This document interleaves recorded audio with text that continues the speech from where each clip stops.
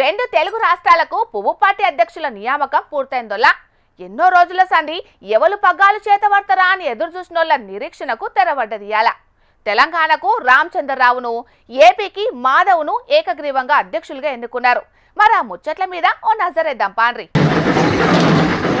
పువ్వు party పెబ్బె post కోసం ఏపీల బాగా మంది పోటీ పడలే గాని తెలంగాణలో మాత్రం చాలా మందే పోటీ పడ్డారు. ఏపీల కూటమి అధికారంలో ఉన్నది, తెలంగాణలో మాత్రం పువ్వు పార్టీ ప్రతిపక్షంలోనే ఉన్నది. కాకుంటే 8 మంది ఎమ్మెల్యేలు, 8 ఎంపీలు పువ్వు పార్టీ తరపున ఉన్నారు. ఇదివరకటి కంటే తెలంగాణలో పువ్వు పార్టీ బలం కొంతవరకు పెరిగింది కాబట్టి పువ్వు పార్టీ అధ్యక్షుని రేసులకు చాలా మంది ముంగట్కొచ్చిర్రు. ఇక పోయిన ఎన్నికల ముంగట్ నుంచి బీసీల జపం చేస్తున్న కమలం పార్టీ ఈ పారి ఖచ్చితంగా బీసీలకే అధ్యక్ష పదవి ఇత్తదని అందరూ అనుకున్నారు. కాకుంటే ఈ పారి మాత్రం కులాల లెక్కలు పక్కన పెట్టి విధేయతకు, సీనియారిటీకే పట్టం కట్టింది.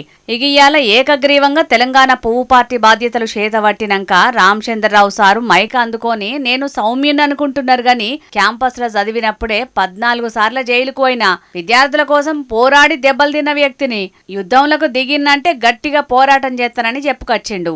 ఇన్ని రోజులు విద్యార్థుల పక్షాన, రైతుల పక్షాన, బాధితుల పక్షాన గోట్లాడినా ఇప్పుడు తెలంగాణ కోసం పనిచేస్తానని అన్నాడు. యువకులు రాజకీయాలు రావాలి, తెలంగాణ యువత రాజకీయ చైతన్యం ఉన్నది కాబట్టి తెలంగాణ యువకులు ఈరోజు భారతీయ జనతా పార్టీలో చేరాలి. తెలంగాణ మహిళలు కూడా భారతీయ జనతా పార్టీ, ఎందుకంటే రేపు రాబోయే రోజుల్లో 30% మోదీ గారు చేపట్టే రిజర్వేషన్స్ వస్తూ ఉన్నాయి. కాబట్టి మహిళలు కానీ యువకులు కానీ ఈరోజు భారతీయ జనతా పార్టీలో చేరి భారతీయ జనతా పార్టీని బలపరిచి రాబోయే రోజుల్లో ఒక ప్రజాస్వామ్య తెలంగాణ, ఒక వికసిత్ తెలంగాణని మనం తీసుకురావాలంటే భారతీయ జనతా పార్టీ అధికారం రావాలి. రాజకీయాలలో చాలా మంది చెప్పే మాటే ఇది. యువకులు, మహిళలు రాజకీయాలకు రావాలని మత్తుగానే చెప్తుంటారు. కాకపోతే ఆ యువకులు రాజకీయాల్లోకి వచ్చి నడీడికొచ్చేదాకా వాళ్ళకి అవకాశాలు చక్కగా ఇయ్యనయ్యరు. అయినా రాజకీయాల్లో నడీడికొచ్చిన వాళ్ళని కూడా యువకులనే అంటారనుకోండి, అది వేరే ముచ్చట. ఇక అటు ఏపీ అధ్యక్షుడు మాధవ్ సారు మాట్లాడుకుంటా ఏపీని అన్ని తీర్ల డెవలప్ చేయనీకి పనిచేస్తారని చెప్పుకొచ్చిండు. And our ideology Ekatma Manav Darshan has completed 60 years.